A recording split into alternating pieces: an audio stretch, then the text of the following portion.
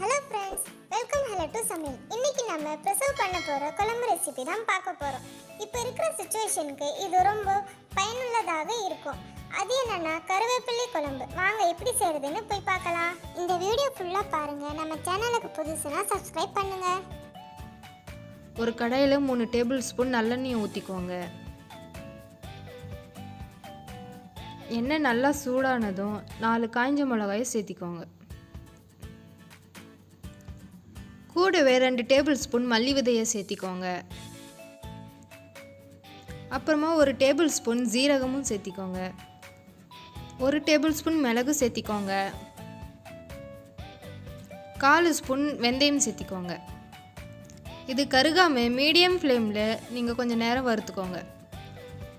நான் டேஸ்ட்டுக்காக கொஞ்சம் தேங்காய் சேர்த்திக்கிறேன். நீங்கள் 1 வாரத்துக்கு ஸ்டோர் பண்ணி வைக்கணுன்னா தேங்காய் சேர்க்க வேண்டாம். இப்போது நான் 2 கைப்பிடி அளவு கருவேப்பிலை சேர்த்திக்கிறேன். கருவேப்பிலையை மீடியம் ஃப்ளேமில் கிறிஸ்பியாக வர வரைக்கும் நல்லா வறுத்துக்கோங்க.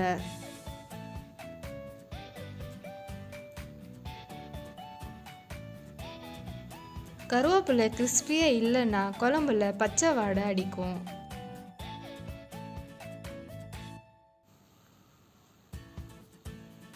இப்போ நம்ம கருவேப்பிலெலாம் நல்லா வறுத்தாச்சு. இது மிக்ஸி ஜாரில் தண்ணி விட்டு நல்லா மையாக அரைச்சிக்கோங்க.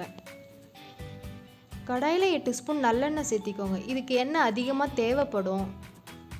எண்ணெய் நல்லா சூடானதும் 2 காஞ்ச மிளகா, 1/4 ஸ்பூன் கடுகு, 1/2 டீஸ்பூன் ஜீரகமும் சேர்த்திக்கோங்க.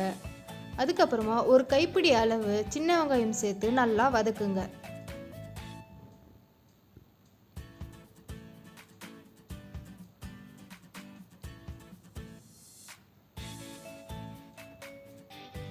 கூடவே நான் ஒரு 10 பூண்டு நறுக்கி சேர்த்திக்கிட்டேன். பூண்டு அதிகமாக சேர்த்திக்கிறதுனால ரொம்ப நல்லது உடம்புக்கு. கொஞ்ச நேரம் நல்லா வதக்க விடுங்க. நல்லா வதங்கினதுக்கு அப்புறமா 1 தக்காளியை கட் பண்ணி சேர்த்திக்கோங்க. மிக்சியில் அரைச்சி கூட நம்ம சேர்த்திக்கலாம். தக்காளி 2 நிமிஷம் நல்லா வதக்க விடுங்க.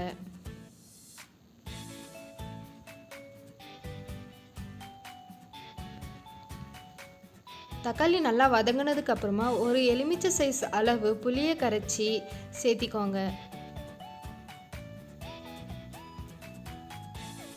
கூடவே 1/2 டீஸ்பூன் மஞ்சத்தூளும் சேர்த்தி நல்லா மிக்ஸ் பண்ணிக்கோங்க. மிக்ஸ் பண்ணி இது கொஞ்சம் நேரம் நல்லா கொதிக்க விடுங்க. ஒரு கொதி வந்ததுக்கு அப்புறமா ஒரு 5 நிமிஷம் மீடியம் ஃப்ளேமில் மூடி வைங்க. இப்போ 5 நிமிஷம் முடிஞ்சிருச்சு. இப்போ திறந்து பாருங்கள் எண்ணெய்லாம் நல்லா பிரிஞ்சு வந்துருச்சு. இந்த ஸ்டேஜில் நாம் அரைச்சி வச்சுருக்கிற கருவேப்பிலை விழுதையும் சேர்த்திக்கலாம்.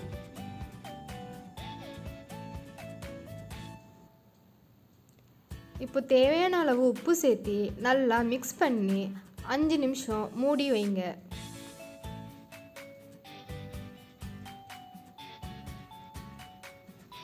இப்போ 5 நிமிஷம் ஆயிடுச்சு. நம்ம ஓப்பன் பண்ணி பார்க்கலாம். பாருங்கள் எவ்வளோ நல்லா கருவேப்பிலை குழம்பு ரெடி ஆகிடுச்சு. நாம் இது ஸ்டோர் பண்ணணுன்னா இன்னும் நல்லா கெட்டியான பதத்துக்கு வந்ததுக்கப்புறமா ஆஃப் பண்ணி ஒரு பாட்டிலில் ஸ்டோர் பண்ணி நம்ம ஃப்ரிட்ஜில் வைக்கலாம். இந்த கருவேப்பிலை குழம்பு ரொம்ப ஹெல்த்தியானது. நீங்கள் இது செஞ்சு பார்த்துட்டு உங்களுக்கு எப்படி வந்ததுன்னு சொல்லி ஃபோட்டோவை என்னோடய இமெயில் ஐடிக்கு அனுப்புங்க. என்னோடய இமெயில் ஐடி hello2.com@gmail.com. இந்த வீடியோ பிடிச்சிருந்தா நம்ம சேனலை சப்ஸ்கிரைப் பண்ணுங்கள். உங்கள் ஃப்ரெண்ட்ஸ்க்கு யாருக்காவது யூஸ்ஃபுல்லாக இருக்கும்னு நினச்சா நீங்கள் ஷேர் பண்ணுங்கள். ஈஸியான ரெசிபியை தெரிஞ்சுக்கோங்க. அடுத்த ஒரு ரெசிபியோட நான் உங்களை சந்திக்கிறேன். நம் பாரம்பரிய சமையலை போற்றுவோம். நன்றி. மறக்காமல் சப்ஸ்கிரைப் பண்ணிவிடுங்க.